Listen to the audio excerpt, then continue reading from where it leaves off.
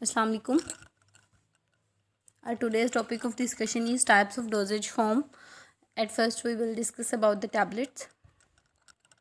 The content that we are going to discuss are at first the introduction of tablets and the general properties, advantages, disadvantages, types of the tablets, and the tablet additives, means excipients. Next is the introduction. Introduction, basically tablets are defined as the compressed or solid dosage form that contain the medicament, and with the addition of medicament excipients are also present in the tablet. ठीक है, tablets जो है basically solid doses forms होती हैं जो कि compress करने से बनाई जाती हैं. ड्रग के अंदर हम मिक्सचर अदर ड्रग्स भी ऐड कर सकते हैं, एडिटिव्स डाल सकते हैं. एडिटिव्स में हमारे पास एक्सिपिएंट्स आते हैं ताकि हमारी टैबलेट की जो बल्क प्रॉपर्टीज़ हैं, डिसइंटीग्रेशन, लुब्रिकेशन का काम जो है वो इजीली हो सके. उन तमाम चीज़ों को एक प्रॉपर रेशो में मिक्सअप करके उसके बाद उन्हें कंप्रेस किया जाता है तो टैबलेट बनती है. एडवांटेजेस क्या हैं टैबलेट्स के over other dosages form. The first advantage is that the cost is low. Basically tablets जो होती हैं वो एक्सपेंसिव नहीं होती, लेस एक्सपेंसिव होती हैं as compare to all other dosages form.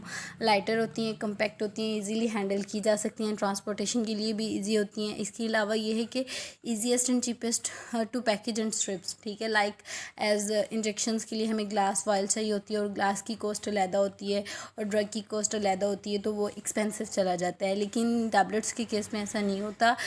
Cheapest package होता है इनका, पैकेजिंग मटेरियल यूज़ होता है. उसके अलावा हमें पास आता है no risk of choking means like as breathing जो है वो इम्पेडिड हो जाती है क्योंकि जो हमारा थ्रोट है उसके अंदर जो है ऑब्स्ट्रक्शन आ जाती है, कंस्ट्रक्टेड हो जाता है. लाइक टैबलेट गलती से गलत इनगल्फ कर लिए तो उससे क्या होगा कि थ्रोट जो है उसका वो ऑब्स्ट्रक्ट हो जाएगी. जब वो ऑब्स्ट्रक्ट होगी तो सांस नहीं आएगा, इसे हम चॉकिंग कहते हैं.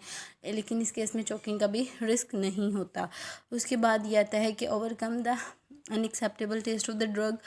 Unacceptable like as bitter taste हो तो उसको मास्क करके लाइक हम फ्लेवरेंट ऐड कर लेते हैं, स्वीटनर ऐड्स कर दिए जाते हैं जिससे टैबलेट का जो बिटर टेस्ट है वो ख़त्म हो जाता है और टैबलेट इजीली swallow की जा सकती है. उसके बाद हमारे पास आता है quick disintegration and dissolution of doses form.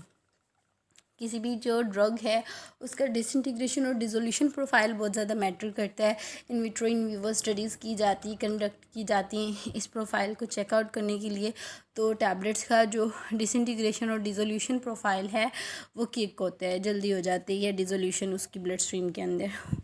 और जो इसके डिसएडवांटेजेस हैं टैबलेट्स के वो बेसिकली ये होते हैं कि एक तो difficult to swallow in case of children and unconscious patient. अगर कोई पेशेंट सिनकॉप में है तो वो टैबलेट स्वेलो नहीं कर पाएगा. ऑब्वियसली हमें भी टैबलेट्स की बजाय पेरेंट्रल डोजेज फॉर्म पे मूव करना पड़ेगा और बच्चों के केस में उनके लिए टैबलेट लेना बहुत ज़्यादा मुश्किल होता है, उन्हें उनका टफ टास्क होता है. तो ये एक इसका डीमेरिट होगा.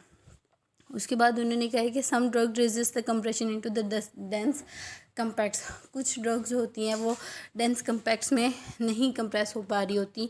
उनकी हो सकता है उनकी इफ़ेक्टिविटी जो है वो इफ़ेक्ट हो या फिर वो दोबारा इफेविसेंस लाइक टूट जाती हैं. ठीक है, तो एमोर्फस नेचर की वजह से, लेस डेंस करेक्टरिस्टिक्स की वजह से, तो ये भी उसका डीमेरिट होगा. और ऐसी ड्रग जिसका पुअर वेटिंग और स्लो डिसोल्यूशन प्रॉपर्टीज़ हों वो भी हमारे लिए ओरल डोजेज फॉर्म के लिए सूटेबल नहीं होगी टैबलेट की फॉर्म में, क्योंकि जब वो बॉडी में जाके डिसोल्यूशन ही नहीं उसकी होगी तो एपीआई रिलीज़ नहीं होगा. एपीआई रिलीज़ नहीं हो गया तो फिर ड्रग लेने का फ़ायदा ही नहीं है.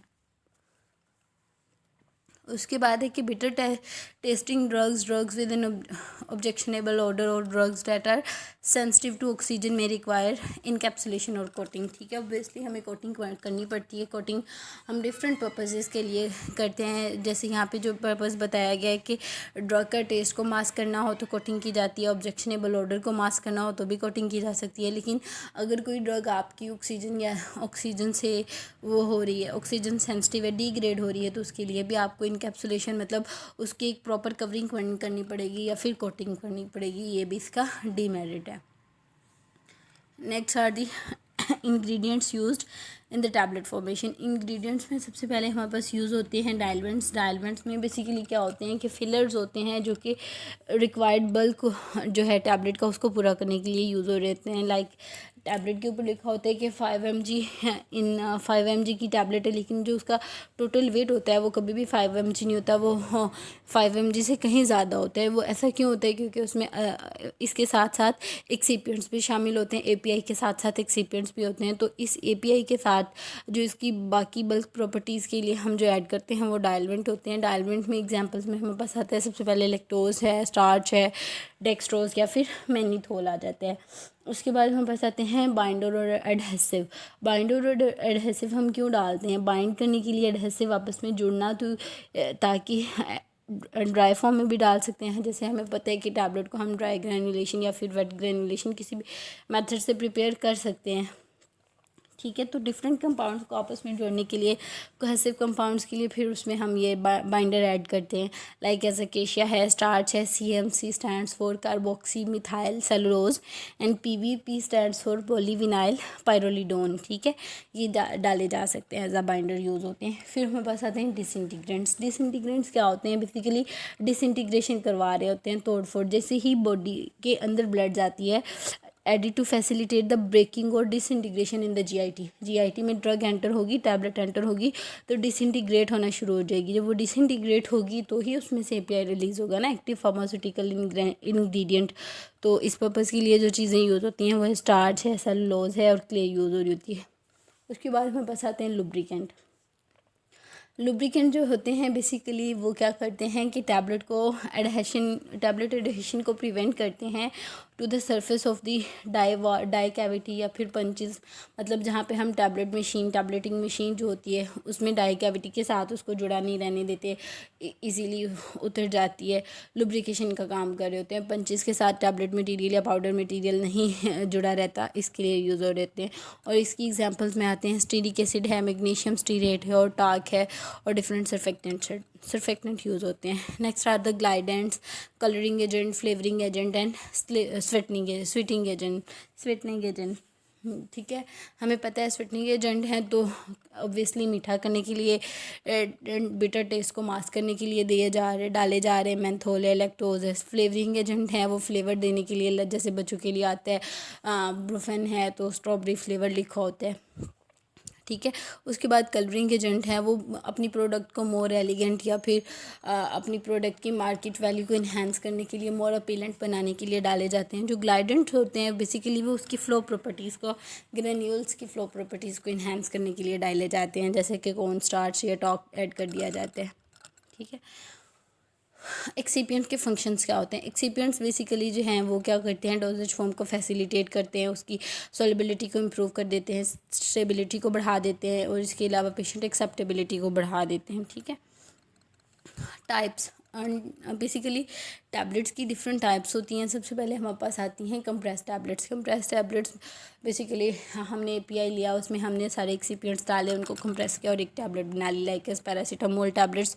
फिर हमारे पास आती हैं multiple compress tablets in other meanings are the layer tablets like as paracetamol plus phenylephrine आता है, फिनाइलेफिड्रीन हाइड्रोक्लोराइड, ये फर्स्ट लेयर होगी। उसके बाद पैरासीटामोल प्लस एस्कॉर्बिक एसिड, ये सेकेंड लेयर होगी। क्यों होगा? ये परसिस्टेंट ड्रग को लेवल को मेंटेन करने के लिए बॉडी में ये लेयर टैबलेट्स यूज़ होती हैं, ठीक है। उसके बाद आते हैं रिपीट एक्शन टैबलेट्स।